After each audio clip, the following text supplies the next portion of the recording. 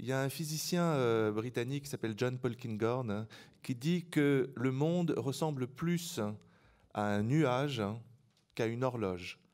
More a cloud than a clock. Et il veut dire par là que la structure du monde n'est plus celle de Newton, elle est dynamique, et le nuage, justement, est cette structure de jeu mouvante, dynamique, à l'image de la spiritualité, d'une certaine façon, et d'une nouvelle spiritualité. Et donc, ce que j'aimerais, c'est dire quelques mots d'un de mes maîtres, au nom de l'un de mes maîtres, Olivier Clément, qui est un théologien orthodoxe qui est mort il y a quelques années, qui a écrit un petit livre qui s'appelle « Rome autrement ».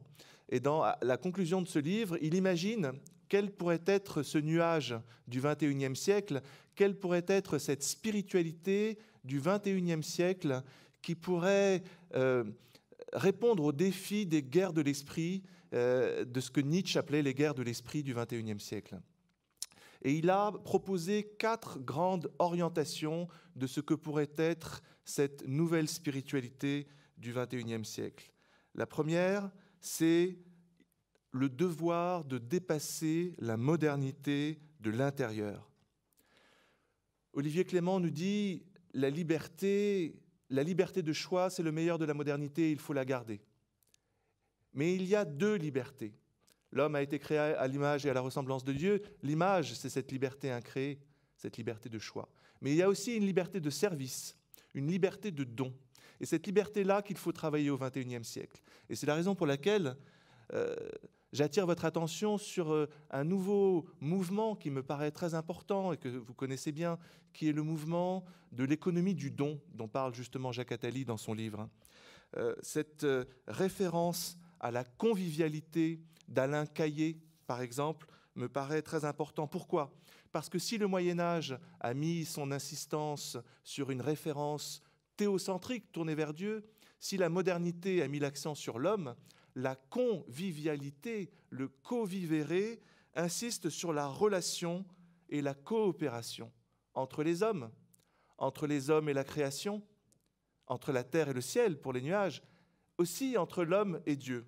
Et donc, je crois que cette première mission qu'envisage Olivier Clément de dépasser la modernité de l'intérieur, on peut la trouver dans ces mouvements de convivialité, de co-vivere, qui permet de repenser la relation et donc, pour les chrétiens, la divino-humanité. Il y a un deuxième argument, une deuxième caractéristique de cette spiritualité du XXIe siècle pour Olivier Clément. Olivier Clément dit qu'il va falloir répondre à la question du mal. La théologie s'y est très mal prise en présentant un Dieu soit sadique, soit impuissant. Alors bien entendu, il va falloir parler, bien entendu, de ce que c'est que cette vie ressuscitée pour les chrétiens, de cette vie qui témoigne du zoé et non pas du bios, de cette vie vivante, de cette vie qui témoigne de l'eschatologie, du fait qu'il y a un temps vertical. Mais d'abord, il va falloir parler, il va falloir répondre à Dostoïevski, à Nietzsche et aux autres. Et comment y répondre ? Olivier Clément dit, il faut lire la lettre de Saint Jacques. Dieu est innocent. Dieu non seulement ne permet pas le mal, mais ne peut pas penser le mal. Il n'a pas l'idée du mal. Dieu crée en se retirant. Dieu est tout-puissant parce qu'il est capable de faire jaillir l'altérité, et en même temps, Dieu est toute faiblesse. Et donc, il s'agit de penser cette création dans le retrait. Dieu ne domine pas dans la création et il n'est pas absent dans le retrait. Dieu crée et attend la libre réponse de l'homme. Et donc, la réponse à Ivan Karamazov qui rendait son billet à Dieu, c'est qu'il n'y a pas de billet d'entrée au paradis.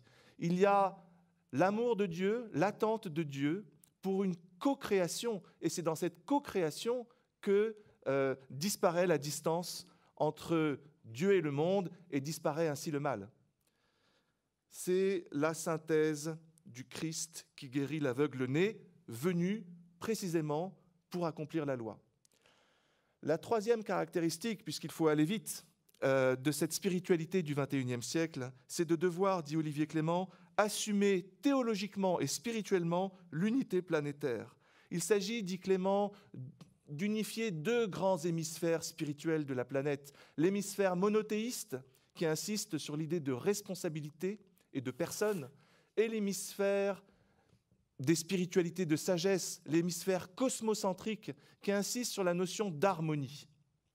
Comment faire pour unir le personnalisme et la notion de non-dualité? Eh bien, je vous cite Clément.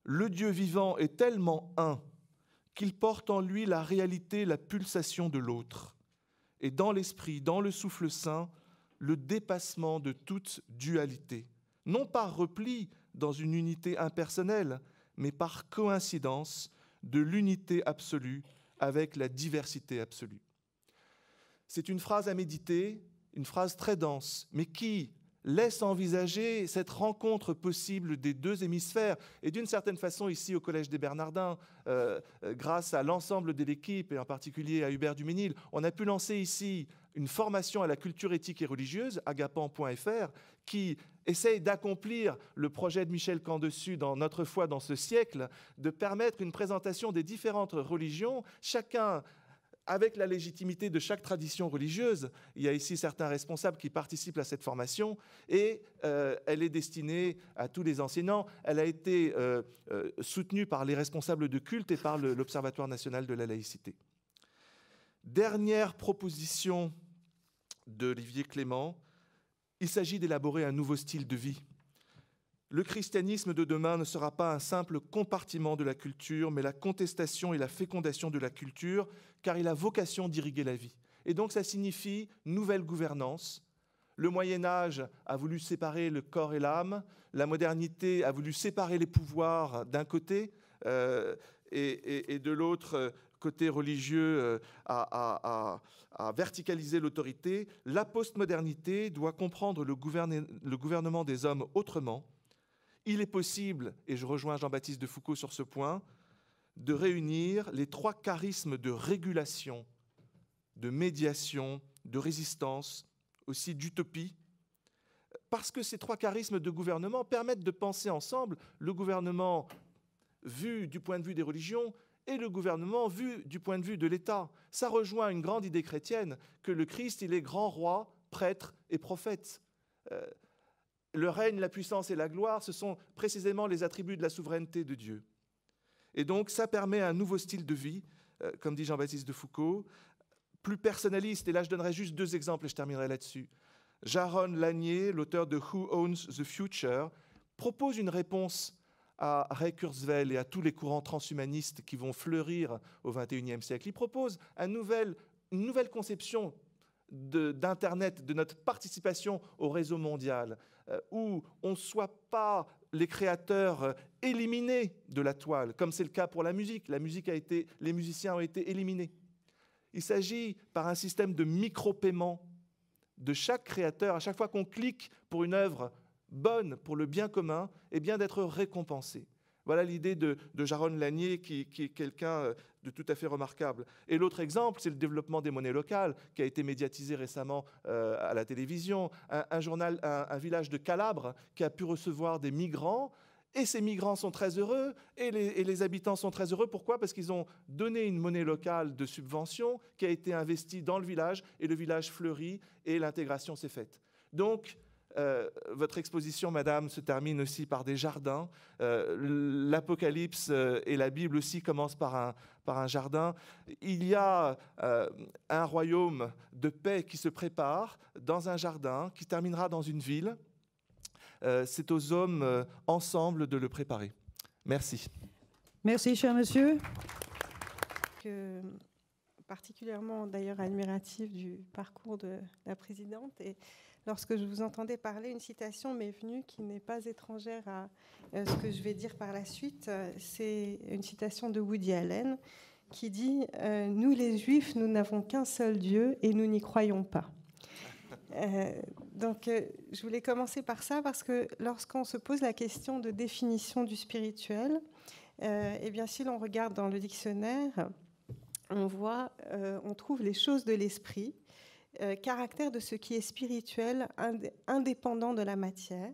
Et donc, ça reprend ce que vous venez de dire aussi également, c'est que On a toujours opposé, en tout cas dans beaucoup de religions et de philosophies, le matériel et le spirituel.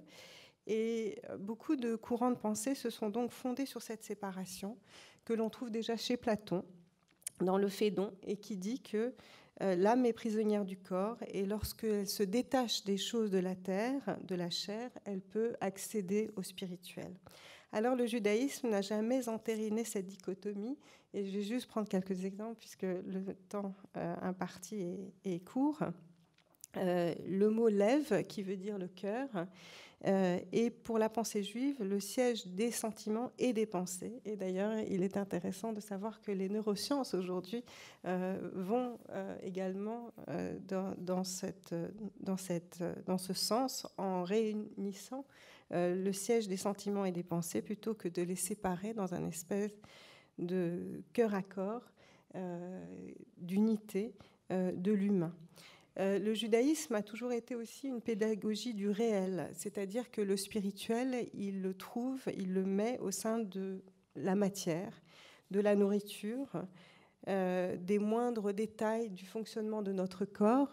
Je citerai simplement la bénédiction qu'on dit en se levant le matin, qui remercie Dieu de nous avoir fait avec des vaisseaux, avec des canaux, des trous qui véhiculent, donc les canaux qui véhiculent toutes sortes de matières, et qui dit si l'un d'eux se bouche ou au contraire est trop ouvert, eh bien je ne serai pas capable de me tenir devant toi, éternel mon Dieu. Donc la spiritualité dans le judaïsme se trouve à l'intérieur de la matière, à l'intérieur aussi du travail. Le mot travail, avoda, signifie également le culte. Donc le monde de la consommation n'est pas forcément indépendant de celui de la spiritualité. Peut-être justement faut-il renouer les deux et retrouver la spiritualité dans le monde du travail ou de la consommation. L'humain est l'union des deux, donc de ce matériel, cette matière et ce spirituel, de l'âme et du corps. Et dans le mot davar, en hébreu encore, qui signifie à la fois les mots et les choses, on retrouve cette unité de l'idée et de la matière. Lorsque l'être humain oublie l'un des deux, alors il se dessèche. Lorsqu'il fait taire la matérialité ou la spiritualité, comme un arbre, puisqu'il est comparé aussi à un arbre qui prend ses racines dans la terre et qui tend ses branches ou ses bras ou ses mains vers le ciel. Le défi de la modernité, quel est-il alors? C'est d'essayer de trouver ce qu'on appelle aussi dans notre tradition un shvil hazahav, un juste milieu, entre une célébration du corps, qui est véritablement ce que nous avons vécu au XXe siècle, cette célébration que j'appellerais la célébration du jeu, J-E, et de l'autre, la chute des idées antispirituelles que vous avez mentionnées tout à l'heure, qui ont mis le groupe au-dessus de l'individu, en écrasant l'individu, c'est-à-dire un espèce de nous tout-puissant. Alors, qu'y a-t-il entre le je et le nous? Eh bien, peut-être que l'on peut proposer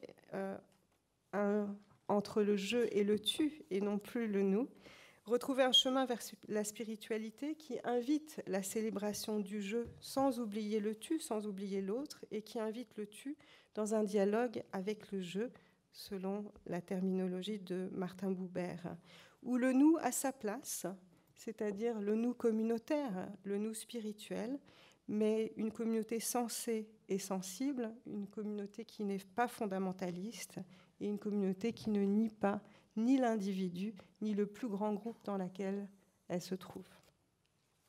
D'abord, merci de m'avoir invité, et en même temps, quand je dis cela, je me dis, mais pourquoi suis-je là? Parce qu'en fin de compte, je ne suis pas un philosophe, je ne suis pas un sociologue, je ne suis pas quelqu'un d'engagé dans l'aspect des religions, mais je trouve qu'en réalité, une des convictions qui est la mienne, en tant que président du Conseil économique, social et environnemental, mais aussi avec mon passé d'Association des maires de France et de médiateur de la République, j'ai vu à quel point je ne crois pas que le monde du XXIe siècle sera religieux, mais je suis convaincu qu'il sera spirituel.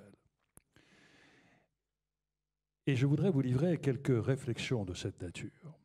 Je le dis parce que si l'on est d'accord sur le principe, après on peut ne pas être d'accord sur ce principe, que les sociétés se construisent se consolide autour de 3 très grands sentiments, les espérances, les peurs et les tentations, jusque dans les années à peu près 80, le rêve américain qui consistait à concilier la performance économique, la performance sociale, la performance environnementale, a été fracassé sur une réalité qui fait qu'il y a une brutale disparition des espérances politiques. Les gens de gauche qui croyaient que la relance keynésienne amenait la croissance, eh bien, s'aperçoivent qu'il y a énormément de liquidités, il n'y a pas de croissance, il n'y a pas de croissance, il n'y a pas d'emploi, et les ultralibéraux voient que la régulation du marché est en train de faire exploser les inégalités. 1% de personnes possèdent 50% de la planète. Les espérances politiques avaient aussi cette espèce d'adhésion à une capacité de croire à un demain meilleur. Et ceci était conjugué par un recul quelquefois de l'espérance religieuse, avec d'ailleurs un leurre. Nous pensions que le monde industriel ait amené la sécularisation, amené le recul du religieux, et on s'aperçoit que c'est aujourd'hui exactement le contraire. Et pour reprendre la formule de Marx qui disait « ce n'est pas le juif qui crée l'antisémitisme, c'est l'antisémitisme qui crée le juif », je pense que ce n'est pas la sécularisation qui crée la religion, c'est le besoin de religion, etc. Et nous sommes dans un moment où, quand vous n'avez pas d'espérance collective, vous avez une explosion des peurs. Et quand vous traduisez ça sur le plan politique, vous voyez que les partis politiques dits classiques sont sur un champ qui se réduit, car ils ne sont plus porteurs d'espérance, sauf que pour la conquête de leur pouvoir, et que le populisme et le simplisme est en train d'exploser, car ils gèrent les peurs. Et que la tentation est forte, puisque la tentation, c'est soit de partir à l'étranger, soit de partir dans des systèmes souterrains. Et l'on s'aperçoit que le monde est en train de s'interroger. Il y a un rapport tout à fait fascinant de la CIA à M. Barack Obama il y a 4 ou 5 ans, en disant est-ce que les États-nations vont réguler le monde ou est-ce que, au contraire, ce sera les entreprises multinationales, partant d'un constat que les États-nations n'arrivent plus à réguler le capitalisme. Je ne vais pas faire de chiffres, mais c'est assez fascinant de voir qu'aujourd'hui, le château Bangui, Michel ne me démentira pas, c'est 120% du PIB mondial, plus de 75 000 milliards d'euros, que l'on n'arrive plus à gérer les circuits mafieux, les circuits, et que nous n'arrivons pas non plus à imposer à quelqu'un de respecter un droit, puisqu'on ne peut pas empêcher M. Poutine, etc., etc. Donc, le vrai problème, c'est qui va réguler le monde. Et l'on voit bien que s'il n'y a pas, et que dans la perspective du dérèglement climatique et du changement climatique, chacun s'aperçoit que ce n'est pas la puissance financière, ce n'est pas la puissance politique, c'est le comportement des individus qui fera que le monde sera stable ou instable. Et nous sommes dans un moment tout à fait fascinant. Et c'est là où je suis très intéressé par votre question, parce qu'il y a un momentum politique assez rare dans l'histoire, de la conjonction de la brutale apparition dans la tête de chacun des citoyens du monde, d'une perception qui est au contraire de notre philosophie européenne qui croyait que nous pouvions dominer la nature sans réserve. C'est le brutale déchirure de notre insouciance dans laquelle nous nous abritions pour voir la fragilité de la nature et qu'il n'y a pas de planète plan B. Et la deuxième apparition, c'est que nous voyons avec le choc du 11 janvier, avec le choc de ces flux migratoires, avec le choc de ces cruautés que l'on voit tous les jours, de se dire, mais tout compte fait, nous qui pensions être dans un monde où l'homme pouvait être meilleur, et peut-être que l'homme, dans un certain nombre de situations, peut commettre le pire, ce qui est le débat des psychiatres depuis l'origine, est-ce que l'homme est bon ou l'homme est mauvais, qui vient d'ailleurs s'appuyer sur quelque chose de fascinant, puisque nos paléontologues nous disent que si Sapiens a vaincu tous les autres, c'est parce qu'il a su inventer des concepts, et qu'aujourd'hui, donc, nous sommes en soif de concepts. Mais ce qui est en train de se passer, c'est que cette brutale conjonction de la fragilité de la nature et de la fragilité de l'humain peut amener un momentum politique unique d'une capacité de réveiller la citoyenneté chez chacun et chacune d'entre nous. Nous avons réuni un sommet des consciences au Palais d'Iéna qui avait pour but de dire que la réunion politique du mois de décembre allait certes apporter des réponses techniques, des réponses financières, des objectifs politiques, mais est-ce que ça n'est pas aussi un moment unique qui consiste à dire, est-ce que c'est un moment où nous pourrions avoir comme impact ou comme objectif le fait de faire prendre conscience à chacun que nous sommes interdépendants de l'autre, même si je ne l'aime pas, et faire en sorte de pouvoir considérer que les incendies américains, l'avancée des déserts africains, les inondations pacifiques ne sont pas un fait divers, mais que doivent me responsabiliser et de me dire qu'est-ce que je dois faire dans la modification de mon comportement, de mon mode de vie, qui peut avoir un effet positif sur l'autre, même si, a priori, je ne suis pas d'accord avec un Asiatique, avec un musulman ou avec un Américain. Et donc, cette brutale réapparition d'une interdépendance et d'une responsabilité pourrait faire apparaître comme un choc qui a eu lieu après l'horreur de la guerre nazie en 1945, qui a permis l'écriture de la Déclaration universelle des droits de l'homme, parce qu'il y avait une perception mondiale que la condition humaine était de l'ordre universel. Aujourd'hui, cette conjugaison de la fragilité de l'humain et de la fragilité de la nature peut nous amener à faire en sorte que la condition humaine, son avenir, passera par la solidarité et la responsabilité. Et donc c'est un moment où la spiritualité, de façon volontaire, involontaire, consciente ou inconsciente, par n'importe quel chemin de la religion, de la pensée libre, de la pensée maçonnique, de la pensée laïque, peut interpeller les hommes et les femmes dans le fait qu'aujourd'hui, ma vie qui va augmenter technologiquement, ma quantité de vie vaudra moins que ma qualité de vie. Et j'étais frappé par cela parce que nous avions à l'époque fait des analyses sur le brutal basculement en 1945 de l'industrie américaine qui avait compris qu'il fallait passer pour écouler les surplus de l'économie de la satisfaction des besoins à la satisfaction des envies. Et l'on a suscité dans un souci de consommation des envies qui amenaient des frustrations, mais qui faisaient qu'en réalité, quand on n'arrivait pas à satisfaire ses besoins, on était malheureux d'être insatisfait, mais ça se guérissait. Quand on est dans la frustration, ce qui se passe aujourd'hui, on a une frustration qui est extrêmement douloureuse, d'autant plus que dans cet amas de richesses, en ne prenant pas garde à respecter la dignité de la personne et à donner l'estime de soi, nous sommes en train de créer un monde de plus en plus d'humiliés. Et les violences du monde, quand vous créez l'humiliation dans le cœur d'un homme, vous mettez les graines de violence qui vont l'amener à se détruire ou à détruire le système. Et l'on voit bien que si l'on ne passe pas de la soif de consommation, qui aujourd'hui est le moteur de notre économie, au sens de la consommation, quand j'achète bio, quand j'achète protection des enfants, quand j'achète, etc., sans m'en rendre compte, je donne du sens à mon geste. Je donne du sens parce que je suis acteur et responsable vis-à-vis de l'autre. Et le défi du XXIe siècle, c'est le défi de l'altérité et le défi de l'intériorité. Hannah Arendt nous avait lancé un formidable appel en disant « Est-ce que ce monde moderne n'est pas devant un abîme du vide de nos intériorités ?»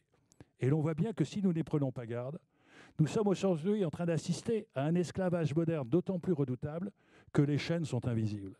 Lorsque je vois qu'aux États-Unis, 158 familles financent 50% des campagnes américaines des candidats démocrates et républicains, est-ce que le président demain sera le plus compétent ou le plus argenté? Lorsque je vois que Google, en mettant numéro 1 plutôt que numéro 2, numéro 3, le nom d'un candidat, apporte 15 à 20% des avantages concurrentiels. Quand je vois qu'en ayant perdu le champ des convictions, l'éveil des consciences, nous disait Montaigne, nous sommes en train de livrer pieds et mains liés à des émotions médiatisées et fabriquées par d'autres, des relations extrêmement fortes et des pulsions émotionnelles qui sont généralement immaîtrisables. Et comment imaginer que l'opinion européenne se mobilise sur les migrants parce que l'on voit un enfant jeune mort sur un rivage, mais en oubliant que 15 jours plus tôt, il y avait 70 personnes mortes dans un camion qui était encore quelque chose de plus inacceptable. Et donc si nous acceptons d'avoir des émotions sans boussole, sans cap, le monde sera ingérable.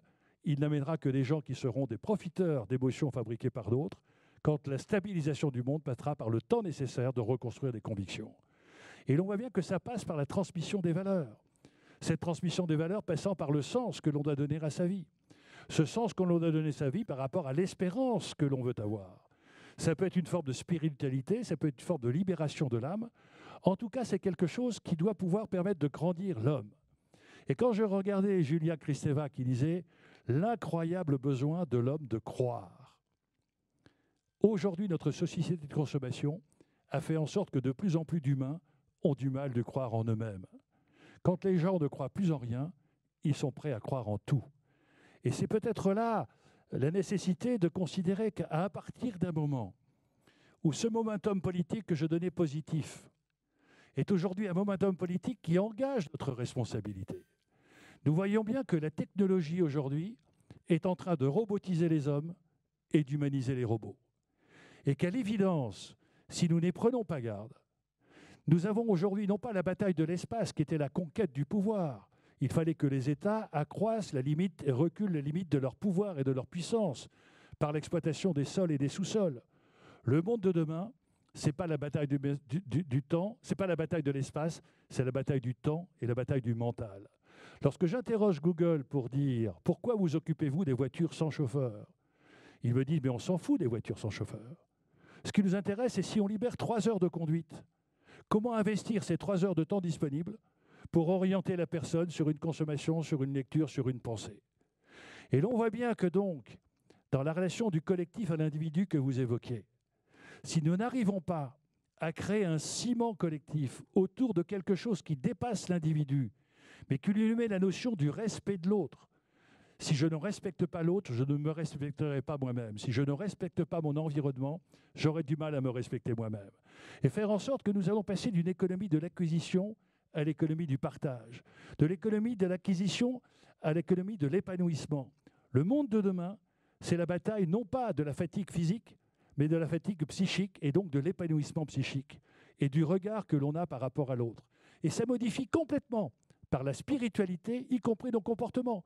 Sur le plan politique, on considérera que le débat n'est pas un combat qui consiste à terrasser l'autre, que la religion n'est pas une frontière qui consiste à dire que d'un côté, il y a un apostat, quelqu'un que je dois détruire parce qu'il ne pense pas comme moi, mais au contraire, comme disait le pape, ce qui est assez étonnant, pourquoi je crois à cette opportunité, le meilleur homme politique au monde actuellement, c'est le pape.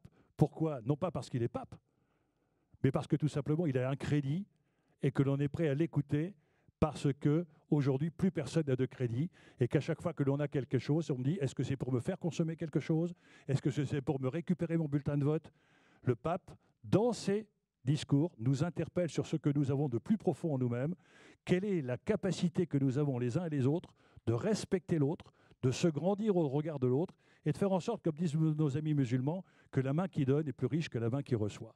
Et donc retrouver ce sens du partage, de la solidarité avec l'autre, de l'épanouissement au contact de l'autre, est en train d'exploser à travers, non pas l'ubérisation des services, mais à travers tous ces jeunes qui ont parfaitement compris qu'aujourd'hui, notre système est un système qui cherche à faire des esclaves, puisque nous étions dans un moment où il fallait que le fidèle obéisse au curé, le militant obéisse au secrétaire général et que le citoyen obéisse aux politiques. Aujourd'hui, notre responsabilité, lorsque l'on est à la charge d'un collectif, c'est de faire en sorte d'offrir à chaque individu la liberté de son choix, de respecter ce choix et de faire en sorte qu'il puisse, par contre, par la conviction qu'on lui a inscrite et dans laquelle il peut se former, de retrouver que le débat, c'est le conflit. Le conflit, l'altérité, ce n'est pas l'adhésion à l'autre, c'est la connaissance de l'autre. Et refuser, comme le disait Mathieu Ricard, la notion de l'empathie pour prendre celui de la compassion lorsque quelqu'un est devant un sacrifice, mais aussi celui de l'enrichissement lorsqu'on est quelqu'un qui est différent de nous. Et c'est au niveau politique français, c'est de montrer que la France, l'unité, ce n'est pas l'uniformité, que l'unité, c'est la diversité. Et que l'on voit bien, et ce sera ma conclusion, qu'Aristote nous avait déjà alerté. Lorsqu'il disait technos, épistémos, les sciences, technos, la technique, et phrénésis, l'éthique, nous avons aujourd'hui des limites incroyables posées par la technique. Les sciences nous amènent à repousser les limites de l'imaginable. Mais si nous n'avons pas une boussole, un cap qui fixe les limites, et tous les débats politiques de demain ne seront plus sur les reculs des potentialités comme Kennedy, on va aller sur Mars, mais quelles sont les limites à ne pas franchir pour respecter la dignité de la personne humaine. Et donc s'il n'y a pas la perception d'une morale individuelle et d'une éthique universelle, nous voyons bien qu'à ce moment-là, nous allons devoir réfléchir à cette notion de la spiritualité individuelle et de la spiritualité mondiale et faire en sorte qu'il puisse y avoir des devoirs de l'humanité envers l'environnement et des crimes pour celles et ceux qui ne respectent pas l'environnement, mais aussi des devoirs vis-à-vis de chaque être humain. Et je crois que ça, c'est cette formidable aventure qui s'ouvre devant nous. Merci, Madame la Présidente. Je n'apprendrai à personne que s'intéresser à la spiritualité n'exclut pas une certaine cruauté. C'est ainsi que j'ai appris hier soir à 19h30 à peu près que je devais intervenir dans cette table ronde cet après-midi. Et je pense, en relisant mes notes ce matin, que mon texte est un peu marqué par ce qui avait fait ma journée d'hier, très préoccupé par des questions centrafricaines. Alors, il s'agit de parler de spiritualité en regard de l'avenir du monde, rien que cela. Alors, j'ai décidé de parler à partir de ma spiritualité protestante. Ça va plomber un peu les choses, hein. Enfin, pas tout de suite. Dans ma spiritualité protestante, l'avenir du monde est entre les mains de Dieu. Et ne passons pas trop vite sur cette affirmation, comme s'il s'agissait d'une pétition de principe ou d'une pieuse formulation. Elle exprime un mélange extraordinaire et dynamique de défiance et de confiance. De défiance à l'égard des humains. Du moins dans ma spiritualité, celle dans laquelle j'ai été élevé. Je ne suis pas sûr d'ailleurs que mes enfants soient élevés aujourd'hui avec les mêmes textes. Mais je vous cite celui que moi je connais par cœur, que j'ai entendu et que j'ai récité, qui est une prière de la liturgie dominicale attribuée à Calvin. Nous reconnaissons et nous confessons devant ta sainte majesté que nous sommes de pauvres pécheurs, nés dans l'esclavage du péché, enclins au mal, incapables par nous-mêmes de faire le bien. Nous transgressons tous les jours et de plusieurs manières tes 5 commandements, attirant sur nous par ton juste jugement la condamnation et la mort. Je le connais par cœur, pas besoin de le lire. Extraordinaire pessimisme de la spiritualité protestante, du moins, on va dire calvinienne pour faire la place aux autres et ne pas les choquer, mais en contrepoint ou en regard de cette défiance, s'affirme une tout aussi extraordinaire confiance en la compassion de Dieu, la grâce de Dieu, répondant inéluctablement et sans médiation, je dis ça pour mes copains catholiques, à une vraie repentance.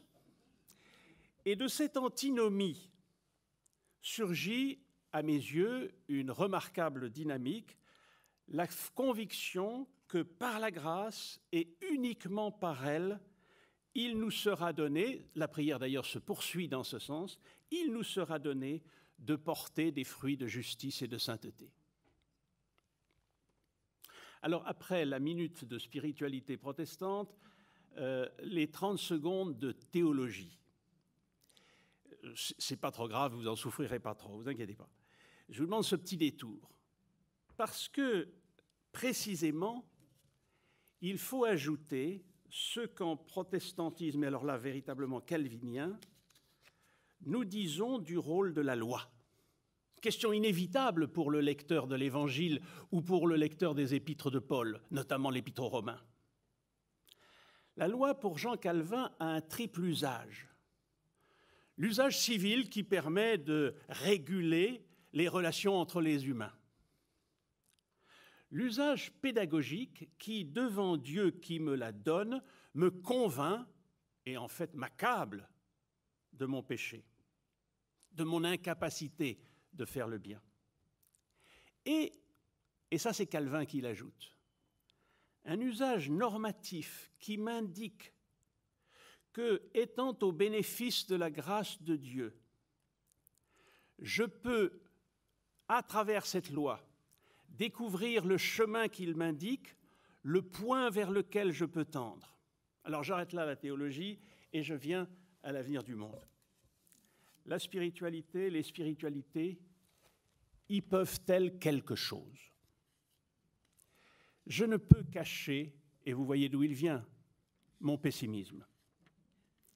Il est tout autant le fruit de ma spiritualité que de mon expérience.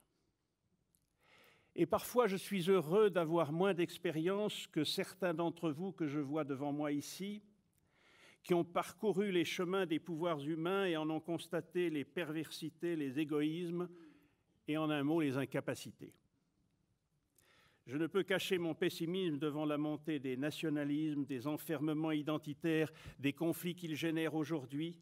Je ne peux cacher mon pessimisme quand des peuples entiers donnent l'impression de se suicider, tels la Syrie, la Centrafrique, le Burundi maintenant, le Sud-Soudan, et j'arrête là la liste. Faut-il croire que le monde est le jeu de forces obscures déchaînées par la passion du pouvoir, de l'argent, de la jouissance immédiate? Et pourtant, et là, c'est ma spiritualité qui m'amène à dire cela, et pourtant, je suis rempli d'espérance. Je n'ai pas dit d'optimisme, ça concerne mon tempérament. Je suis rempli d'espérance, je parle d'espérance parce que je fais confiance à la grâce de Dieu. Je ne la comprends pas comme une lampe d'arrosage d'incendie qui vient miraculeusement éteindre les incendies provoqués par les humains, mais comme une boussole qui indique un chemin. J'ai vu ou entendu dans la personne du Christ ce vers quoi il conduit. Un amour inconditionnel de l'autre, tel que je considère cet autre comme un autre moi-même. Une dignité de l'autre qui me donne ma propre dignité. Un respect des petits tels qu'ils sont plus grands que les grands, des pauvres tels qu'ils sont plus riches que les riches. Et ce que j'ai vu ou entendu en Christ et que j'appelle le règne de Dieu me permet de chercher le chemin tel que ce monde en perçoive des signes. Et c'est ma responsabilité d'en donner. Cette responsabilité ne va pas plus loin, être un témoin du règne de Dieu qui s'accomplit. Et qu'il s'agisse alors de la culture, de l'économie, de l'écologie, du politique, du social, je me dois d'y être présent et imaginatif, conscient de pouvoir me tromper et toujours prêt à repartir quoi qu'il arrive, d'autant plus engagé que je n'ai pas la responsabilité ultime du salut de ce monde. Avec qui? À cette question, je ne vois que deux limites. J'exclus ceux qui se prennent pour Dieu, ou plus prosaïquement, ceux dont l'idéologie se transforme en religion. J'exclus aussi ceux qui ne pensent qu'à eux-mêmes, mais avec tous les autres. Je suis prêt à travailler pour que mon pessimisme naturel soit au moins momentanément contredit. Je vous remercie. Merci infiniment, Madame la Présidente, et j'aurais pu patienter même jusqu'à la fin de la table ronde volontiers, et parfois il faudrait savoir accuser le coup quand on vient en retard. On ne dérange jamais le voisin pour lui demander le début du film ou commencer à le commenter d'emblée. Généralement, on dit que le retardataire a des circonstances atténuantes et indépendantes de sa volonté. Cette fois-ci, hélas, c'est plutôt des miennes, parce que je me suis trompé de date. J'ai cru comprendre que le colloque était plutôt le 6 et le 7 et pas le 5 et le 6. Donc il fallait se débrouiller avec le calendrier. J'ai pris 30 secondes sur mon temps imparti pour vous expliquer pourquoi je suis venu en retard. Ce n'est pas par légèreté pour vous, alors que j'ai beaucoup de déférence et d'amitié, mais c'est ainsi, je me suis trompé de date. Deuxième rectification, seconde, il n'y en aura pas de troisième, je ne suis pas praticien des hôpitaux, c'est mon ami Sadek Beloussif, donc ce sont les organisateurs qui se sont trompés au niveau de l'intitulé.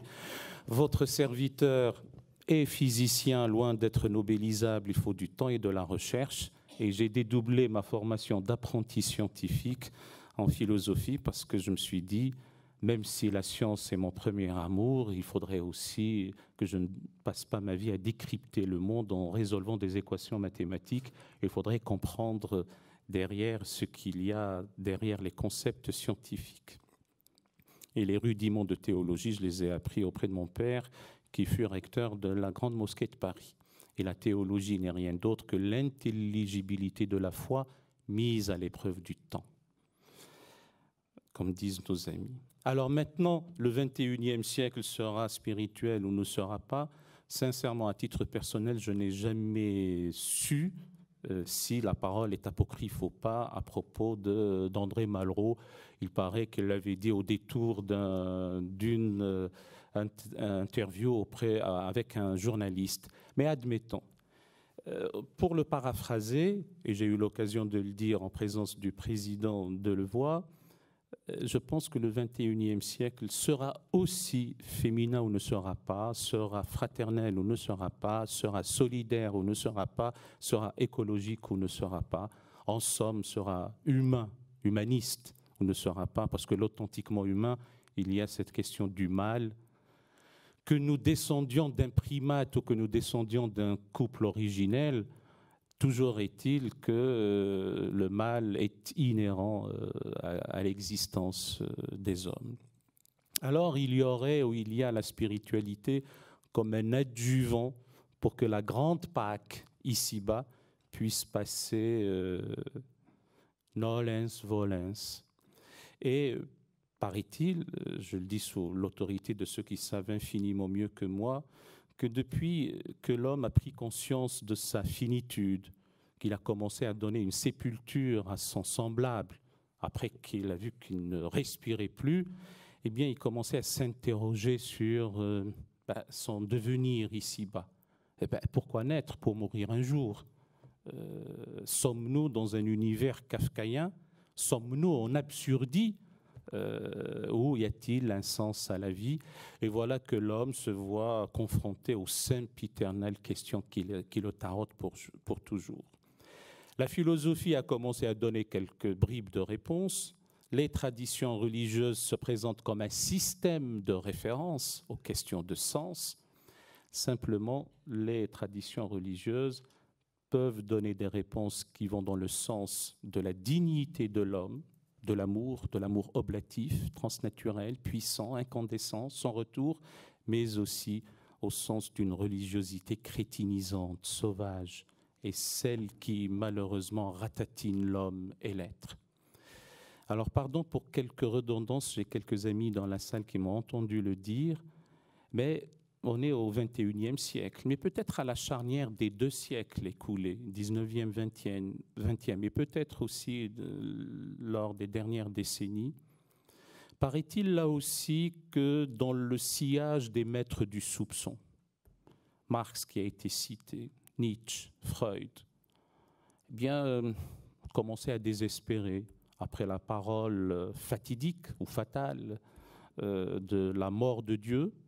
L'on assiste qui a laissé beaucoup d'êtres hagards dans le brouillard, au bord de l'abîme, désemparés, en pleine angoisse.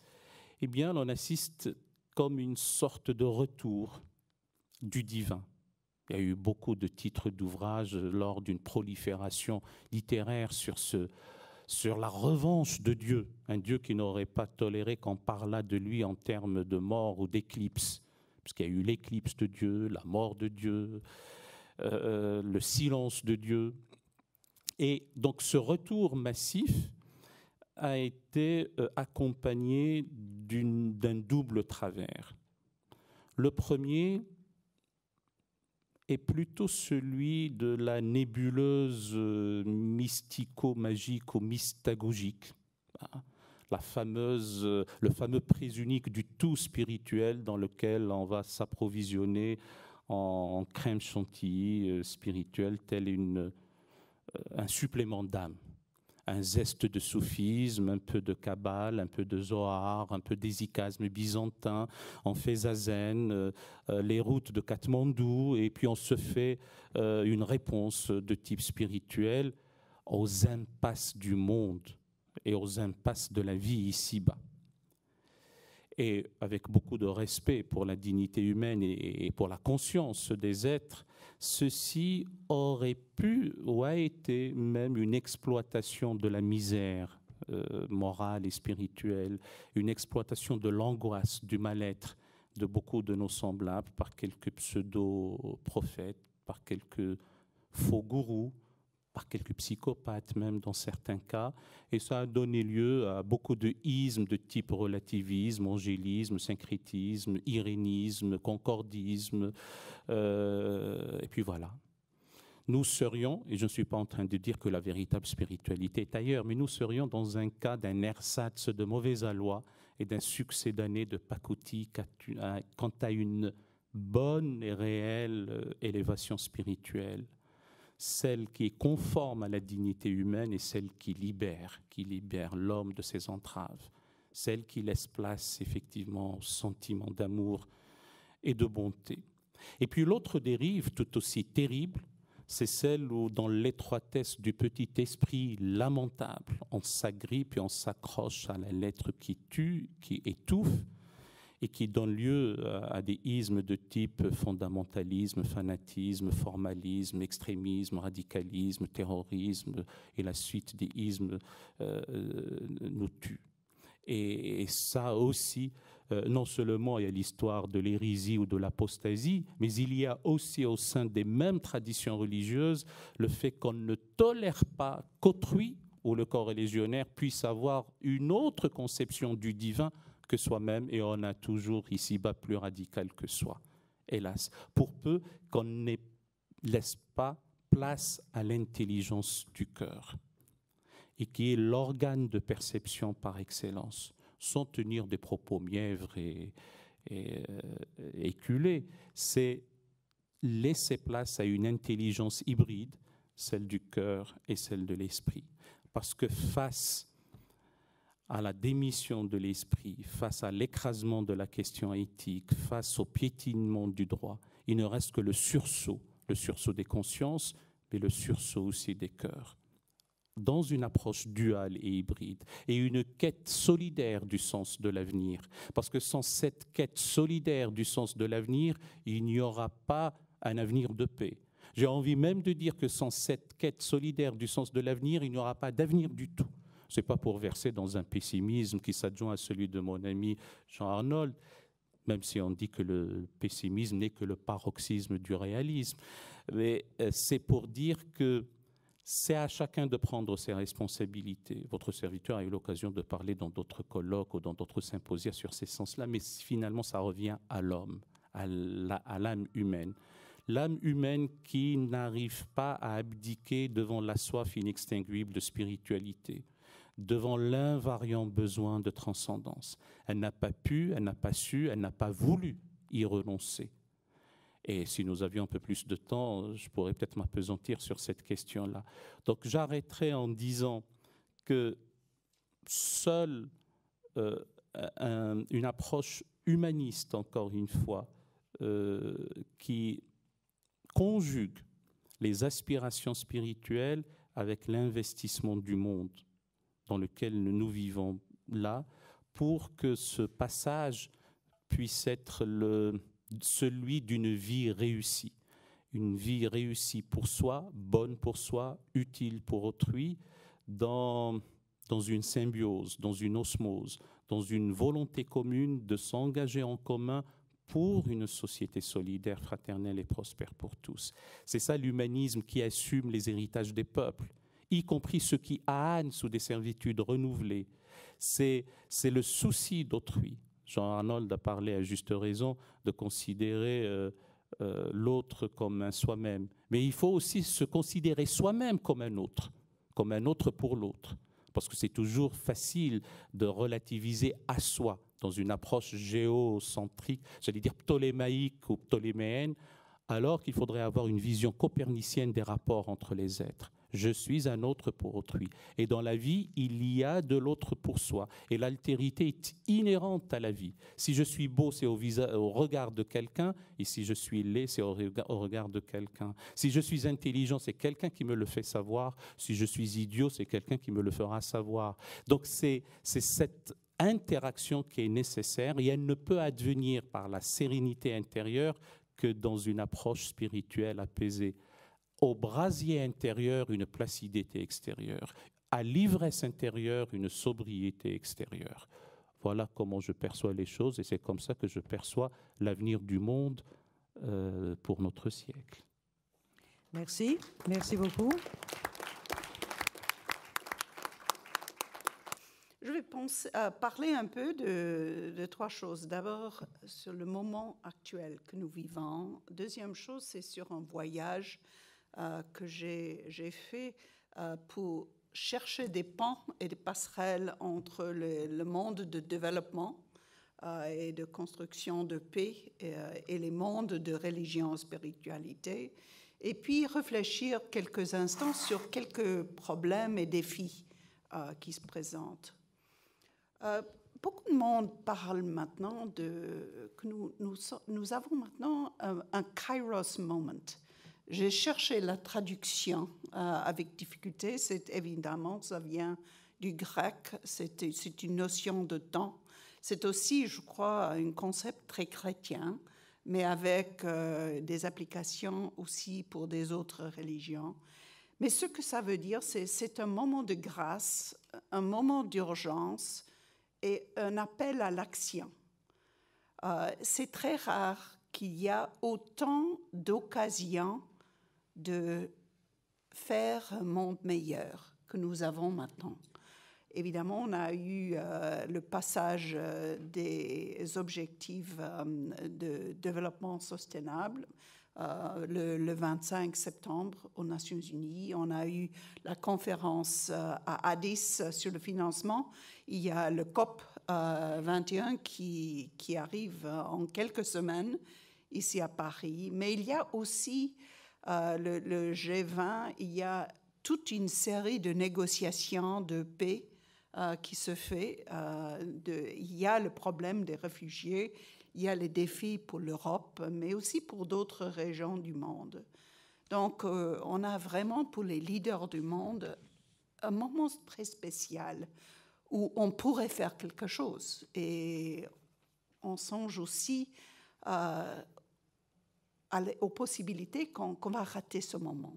Et c'est vraiment un moment qui est spirituel, mais aussi très pratique. Et donc, c'est la raison que j'insiste un peu sur le fait que c'est un moment très spécial, le Kairos moment, le moment.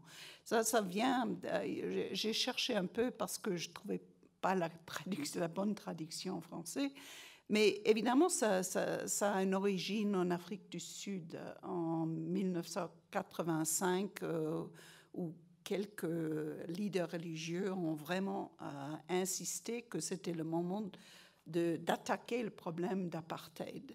Mais il y a aussi plusieurs autres occasions dans le Moyen-Orient, etc., où on a vraiment essayé de mobiliser les forces différentes pour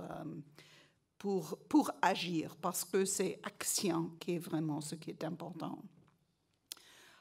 J'ai voyagé pendant à peu près 15 ans maintenant entre les mondes de religion, de spiritualité et le monde de développement international, qui maintenant aussi attaque les problèmes climatiques, les problèmes d'environnement, mais aussi les problèmes de paix. On ne peut pas séparer tous ces différents éléments maintenant. Le développement, c'est toute question qu'on peut imaginer. C'est le futur, effectivement. Quel genre de futur on veut construire?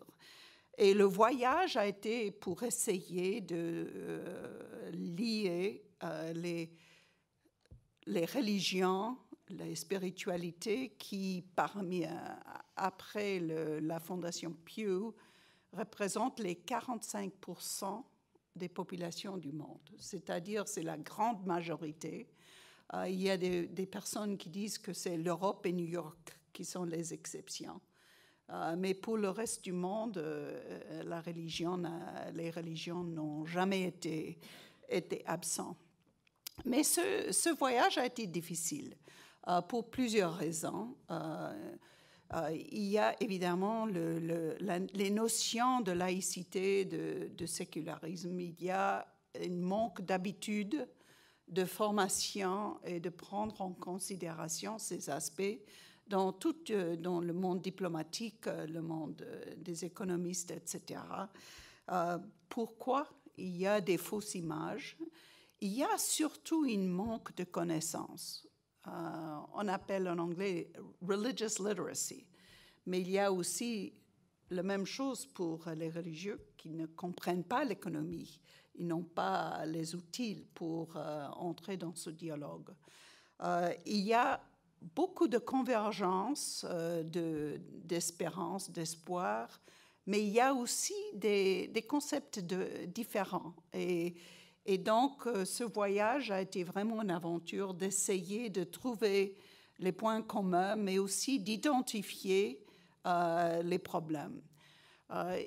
Il y a vraiment une impression que le monde s'empire. Nous avons le problème d'inégalité qui est un énorme défi, qu'on n'a pas de solution.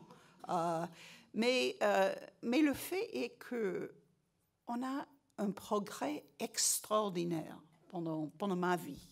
On a 25 ans peut-être plus d'espérance de vie. On a une baisse de mortalité infantile et on a une augmentation des niveaux d'éducation spectaculaires dans le monde. Et on peut oublier ce progrès qui représente un espoir qu'on peut vraiment, dans un futur, ce qu'on n'a jamais fait dans l'histoire humaine, offrir à tout enfant qui est né la possibilité de développer ses capacités, de vivre, de jouir dans la vie. Ça, c'est vraiment quelque chose d'extraordinaire qu'il faut, je crois, souligner. Ça peut être peut-être banal de le dire, mais il faut souligner que c'est un espoir qu'on n'a jamais eu. Donc, je voudrais, je crois que j'ai quelques minutes, souligner quelques problèmes, 4 problèmes qui se soulèvent souvent dans les discussions entre spiritualité, religion et développement et les chercheurs de paix. Une, c'est que pour maintenant un litmus test, c'est-à-dire vraiment un test du sérieux dans le monde du développement, c'est l'égalité homme-femme. Et le fait que l'image des religions, c'est une image patriarcale, c'est vraiment un problème qu'il faut aborder. Il faut le discuter, il faut un dialogue là-dessus. C'est ironique parce que les femmes, après les statistiques, sont plus spirituelles que les hommes. Les femmes font survivre les religions ou par les grands-mères, par les histoires. Mais évidemment, dans l'image qu'on voit de leaders religieux, c'est surtout les hommes. Donc ça, c'est quelque chose qu'on discute, que tout le monde dans les institutions de développement diplomatique se soucie, c'est un souci général.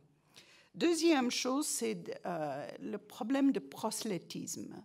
En 6 régions du monde où on a fait des études, ce problème se soulève toujours.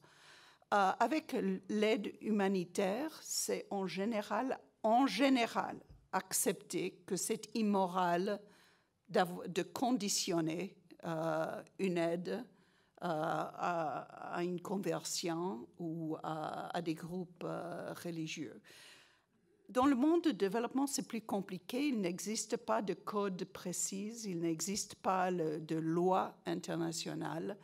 Et ça peut être compliqué, surtout avec la santé, l'éducation, la liberté religieuse qu'on discute beaucoup ces jours. Mais c'est un vrai problème et il y a une perception que ça peut vraiment détruire la cohésion sociale dans certaines sociétés. J'ai eu même, il y a 2 jours, toute une série d'études, de soucis présentés. Troisième chose, c'est un problème qu'on discute toujours dans le monde du développement, c'est le problème de governance, de gouvernance, qui a beaucoup d'implications. C'est la corruption, évidemment, c'est la qualité du gouvernement, c'est le rôle du gouvernement, sa taille. Et il n'y a pas un dialogue sain et productif entre les instances religieuses et les instances séculaires sur ce sujet. J'ai été frappée toujours dans les grandes conférences sur l'intégrité, sur transparence, sur la corruption, la manque de voix religieuses. Et il y a plusieurs raisons pour ça. peut-être les maisons ne sont pas tout à fait saines. Il y a aussi l'idée que c'est une discussion inégale nord-sud, etc. Mais c'est trop important pour ignorer. Il faut vraiment concentrer sur cela. Quatrième chose, c'est les droits humains. Il y a un backlash, il y a une réaction contre droits humains dans beaucoup de cercles. Il faut vraiment aborder ce problème parce que les droits humains, c'est vraiment la fondation de beaucoup de ce qu'on espère, de nos espoirs. C'est quelque chose qui est presque la religion des Nations Unies. Mais il y a beaucoup de doutes là-dessus. Il y a des complexités, il y a des vrais désaccords. J'ai souvent été frappée en lisant les encycliques, le peu de mentions de droits humains dans tous ces récents encycliques, parce qu'il y a un malaise de ce que ça veut dire. Donc, je crois qu'un dialogue sur tous ces 4 sujets s'avère absolument nécessaire pour aller de l'avant. Un grand merci. Il m'a été suggéré de partager avec vous quelques réflexions aujourd'hui sur la place qui est ou qui pourrait être celle de la Chine dans la construction et l'interaction spirituelle globale que ce colloque semble appeler de ses vœux. Cette demande m'a rappelé une phrase qui m'avait été dite un jour par le père Raguin, fondateur de l'Institut Ricci de Taipei, qui affirmait avec conviction, et je le cite, « Il faut intégrer les ressources chinoises dans l'ordinateur spirituel de l'humanité ». Alors, le père Raguin n'avait jamais touché un ordinateur de sa vie. Il tapait sur une machine à écrire mécanique avec 5 ou 6 carbones, mais il avait parfaitement compris ce qu'est un ordinateur, c'est-à-dire une machine à traiter de l'information. On en tire de nouvelles combinaisons, et ces combinaisons ouvrent des possibilités accrues de connaissances et d'action. C'est donc bien ce dont il s'agit aujourd'hui. Le champ religieux chinois est bien sûr d'une richesse et d'une diversité dont on peine souvent à appréhender l'étendue. Donc, ce que je souhaite faire aujourd'hui, c'est d'en tracer rapidement quelques points de repère qui peuvent nous aider à appréhender ces ressources dans l'ensemble de l'héritage spirituel de l'humanité. Et à partir de là, de nous demander bien sûr ce que cet héritage chinois peut apporter spécifiquement au débat et enjeux du dialogue interreligieux dans les temps que nous vivons. Le canon, car on peut bien parler d'un canon sapientiel et religieux du monde chinois, se constitue dès le début en dressant commentaire sur commentaire, faisant donc de l'interprétation le geste recréateur du texte. Donc le fond religieux chinois, si vous voulez, accorde, et j'y insiste, accorde une place de choix à l'acte d'interprétation. Les commentaires confucéens, l'entreprise qui dure 5 siècles de traduction du canon bouddhiste, du sanskrit et du pali au chinois, l'histoire de la réception de l'enseignement chrétien, les polémiques entre taoïstes, bouddhistes, confucianistes, font même de façon privilégiée des religions ayant grandi en terre chinoise, des religions de l'interprétation, qui sont donc de ce fait relativement peu exposées aux risques fondamentalistes que d'autres peuvent connaître. En même temps, les ressources interprétatives ainsi déployées cherchent moins à définir une orthodoxie, toujours à expliciter davantage, qu'à définir une orthopraxie, des conduites donc personnelles, communautaires et politiques. Au reste, durant les 2 premiers siècles de notre ère, période cruciale, le surgissement du bouddhisme et la formation du taoïsme comme religion constituée présentent beaucoup plus de traits communs qu'on l'imagine souvent avec ce qui se passe pour le christianisme dans l'Empire romain exactement à la même époque. L'un et l'autre enseignement, bouddhisme et taoïsme, entreront en concurrence et polémique en même temps qu'ils nourront des relations tourmentées et changeantes avec un 3e terme, à savoir l'enseignement confucéen, qui propose son propre chemin vers la régulation entre religion et politique. D'une certaine façon, et là c'est la différence avec l'Occident, ce n'est donc pas une, mais 3 voies, bouddhiste, taoïste, confucianisme, 3 voies de transformation du religieux qu'offraient les formes religieuses chinoises constituées. Bouddhistes et taoïstes étaient en concurrence sur les mêmes marchés. Rites funéraires, exorcisme, légitimation religieuse de l'empereur, analyse de la condition humaine et remède pour ses maux. Au cours de l'histoire, c'est à une compétition pour la légitimation par le pouvoir que se livreront les religions chinoises, c'est vrai.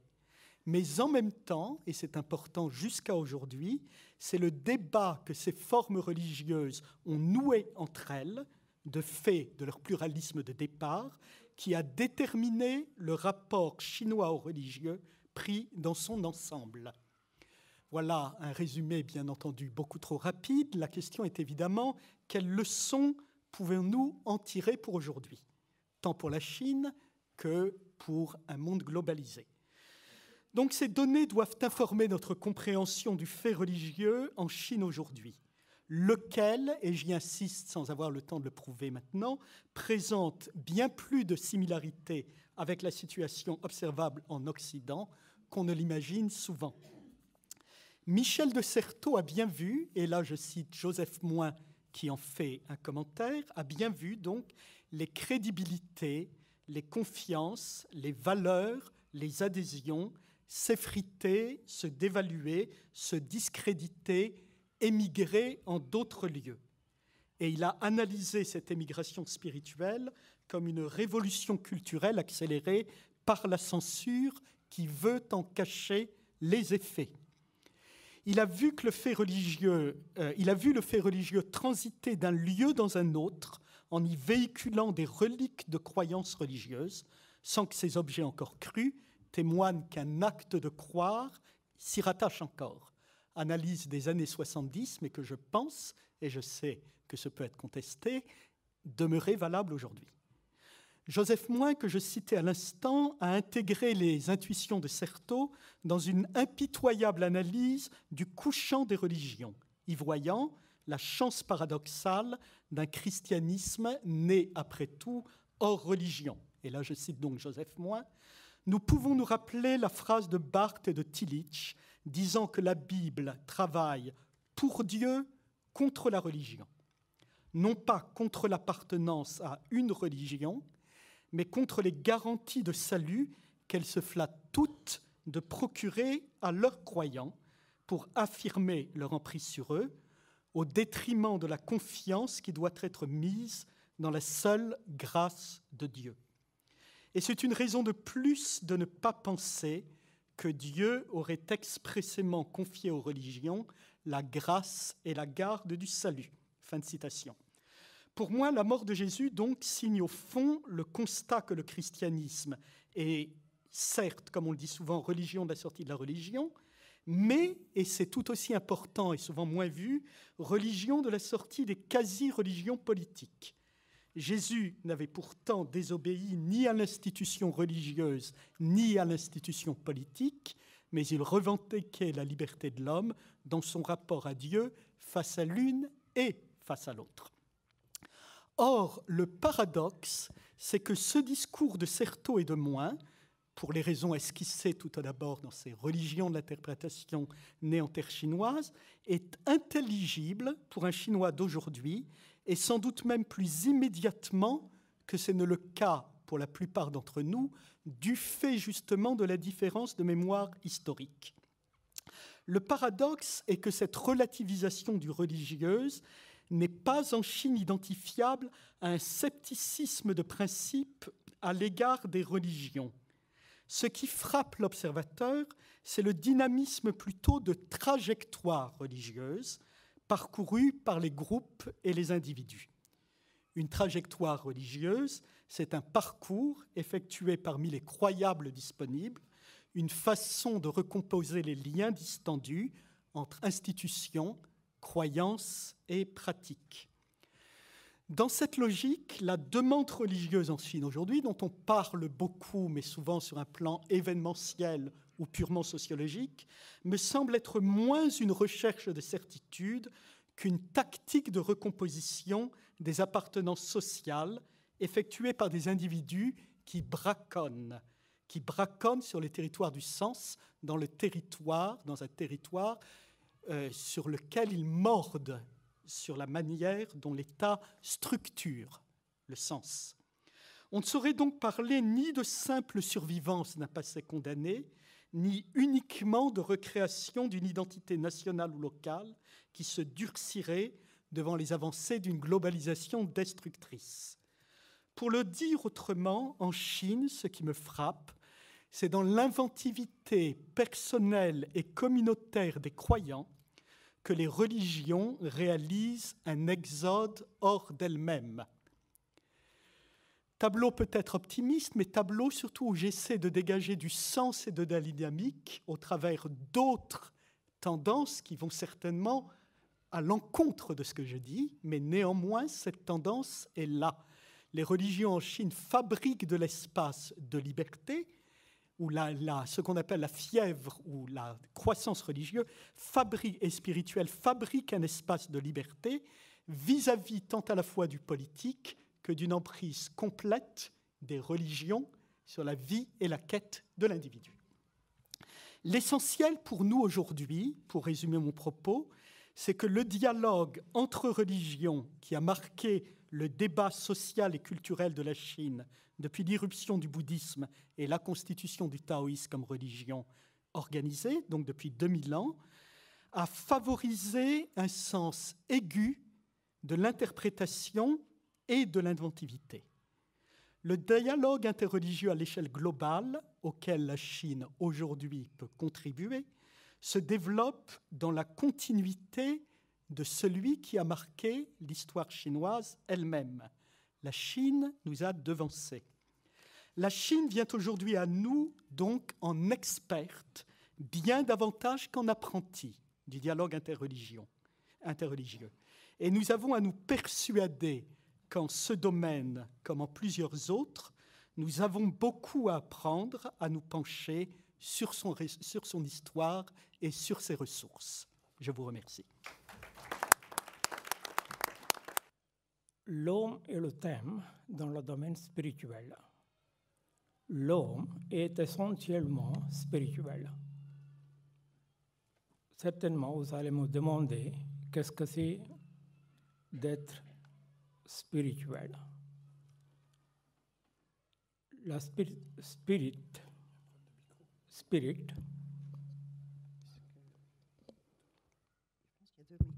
Oui, il y a deux micros, donc il faut le faire. Ce qu'on appelle spirit, il y a 7 aspects. Premièrement, l'harmonie d'énergie pure. Deuxième aspect, la luminosité. Troisième aspect, c'est la beauté. Quatrième aspect, c'est l'amour. Cinquième aspect, intelligence. Sixième aspect, c'est la connaissance. Septième aspect, c'est la félicité. Ce que nous cherchons dans la vie, dans tous les domaines, dans le domaine scientifique ou technologie ou n'importe, c'est notre bien-être, notre bonheur. Nous voulons appliquer notre intelligence, nous voulons appliquer notre amour. En l'homme, il y a 2 aspects, l'homme réel et l'homme apparent. L'homme réel possède tous les aspects et s'exprime les 7 aspects harmonieusement dans sa personnalité. L'homme aliéné, en lui, il y a toutes sortes de variations, par exemple, toutes sortes de désirs. Nous disons, notre monde d'aujourd'hui, c'est le monde de la consommation, et le désir, c'est l'attirance vers les objets ou l'aspect matériel qui aliène l'homme et l'homme devient matériel.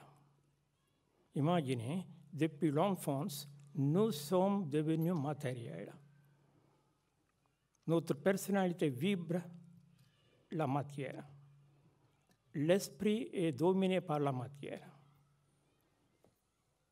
Maintenant, nous devons retourner à l'esprit. Quelle façon nous pouvons détourner vers l'esprit? C'est pour cela que nous devons accepter nous-mêmes. En anglais, self-acceptation. En général, c'est l'aliénation du soi, ce n'est pas l'acceptation de soi. Comme je l'avais dit, l'aliénation de soi dépend de quelle force nous domine dans la vie de tous les jours. Comme vous le connaissez bien, en nous, il y a 3 forces qui nous conditionnent, qui nous limitent, qui nous contrôlent. Première force, c'est la tendance, les impulsions. Deuxième force, c'est le besoin du monde. Nous sommes ce que le monde a besoin de nous. Nous sommes ce que les autres pensent de nous. Nous laissons nous-mêmes de nous utiliser dans tous les domaines du monde. Là, nous sommes ce que les autres ont besoin de nous. Aussi, nous sommes dominés par plusieurs sortes de forces. Depuis l'enfance, nous sommes éduqués d'être d'une façon particulière. L'éducation, ça dépend de quelle façon l'individu interprète les talents, ce qu'ils sont déjà en lui. C'est pourquoi nous trouvons toutes sortes de variations dans le monde. Maintenant, pour retourner, nous avons besoin de cette conviction signifie je suis quelqu'un d'utilité, je peux faire quelque chose, pas simplement pour moi-même, aussi pour la société. Je peux progresser, je voudrais progresser. Cette conviction est importante pour progresser. Il y a un deuxième aspect, ce qui est important pour nous, c'est le courage d'être. Aimer soi-même. Est-ce que nous aimons nous-mêmes? Où ils sont pour aimer nous-mêmes? Aimer soi-même signifie, vous pouvez dire, c'est une sorte d'attitude paranoïaque. Non, ce n'est pas paranoïaque. En réalité, nous devons aimer les potentialités. Sinon, quelle façon nous pouvons exprimer les potentialités, ce qui est déjà en nous? Les tendances dans la vie de tous les jours s'expriment comme l'émotion. Il y a la haine, il y a l'amour, il y a la jalousie, il y a d'autres émotions qui dominent la personnalité. Quand les émotions ou les tendances dominent, la personnalité devient contractée, l'énergie devient contractée, l'intelligence devient limitée, l'amour devient conditionné, où il y a la possibilité de nous ouvrir à la réalité pour faire quelque chose de constructif dans la vie. C'est pour cela, ce qui est important, accepter soi-même, d'être dans le présent. Souvent, nous vivons dans le passé. Est-ce que le passé peut nous aider de progresser? Ici, dans le présent, nous devons construire notre futur. Souvent, ou la plupart du temps, nous sommes dans le passé ou dans le futur, rarement dans le présent. Quelle façon nous pouvons appliquer notre intelligence? Pour savoir tout cela, nous devons cette acceptation de soi-même. Deuxième aspect, comme je l'avais dit, le courage d'être. Ce n'est pas la force physique ou n'importe. C'est la force d'intelligence, l'intelligence pure. Quelle façon l'intelligence peut s'exprimer dans la vie? C'est la créativité, c'est l'amour des autres, c'est la contribution, sacrifice pour la société où nous sommes, où nous vivons. Ça demande beaucoup de courage. En général, nous sommes égocentriques. Nous restons sur nous-mêmes. Ici, la spiritualité nous aide, nous ouvre notre cœur. quand notre cœur s'ouvre, il y a une sorte de force qui s'exprime dans la personnalité, c'est le courage. N'importe quelle force extérieure peut le conditionner. La personne qui est convaincue n'arrête pas par les forces hostiles. Il continue, il ou elle continue. Maintenant, troisième aspect, c'est l'amour. Est-ce que nous aimons nous-mêmes? Est-ce que nous avons aimé nous-mêmes, les potentialités, ce qui sont en nous? Nous disons nous n'avons pas le temps. Nous donnons notre temps pour plusieurs choses du monde qui nous attirent. Où est la place pour nous-mêmes? Où est le temps pour nous-mêmes? Et si nous devons aimer nous-mêmes, les potentialités, ce qui sont déjà en nous. Si nous n'arrivons pas d'aimer nous-mêmes, quelle façon nous pouvons aimer notre prochain? Quelle façon nous pouvons servir pour la société? C'est pour cela, l'amour est un aspect important de notre vie, de tous les jours. L'amour, c'est inconditionnel. Ce n'est pas l'amour relationnel ou ceci, cela, etc. C'est une force qui s'exprime dans notre cœur. Nous ne pouvons pas dire pourquoi. C'est cet esprit pur qui s'exprime comme l'amour pur. Comme l'amour pur, ça commence d'exprimer, intelligence est libérée, toutes sortes de conditions, contrôle, contrats, etc.